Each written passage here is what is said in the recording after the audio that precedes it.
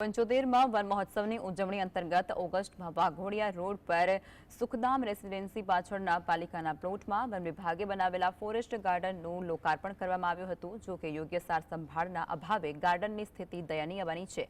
સ્થાનિક લોકોને વિતરણ કરવા માટે આપવામાં આવેલા 1000 છોડ પણ સુકાઈ ગયા હોવાનું ધ્યાને આવતા સ્થાનિક કાઉન્સિલરે તંત્રની બેદરકારી સામે નારાજગી પણ વ્યક્ત કરી છે.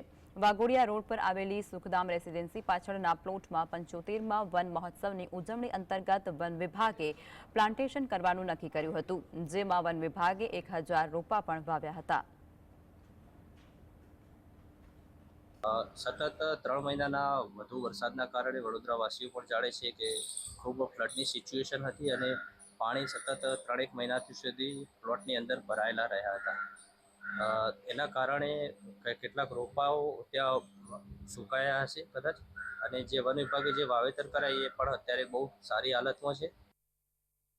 75માં વન મહોત્સવમાં ઉજવણી કરી 2000 ઝાડ રોપવાના હતા. 2000 ઝાડવામાંથી એ લોકોએ વધારમાં વધારે 500 કદાચ રોપ્યા હશે. બાકી બધા છોડવા ત્યાં એવા ને એવા પડ્યા છે. કેટલાય છોડવા સુકાઈ ગયા છે. ત્યાં નથી કોઈ ત્યાં ભરવા ગયું કે નથી એની કોઈ સાર સંભાળ રાખવામાં આવી.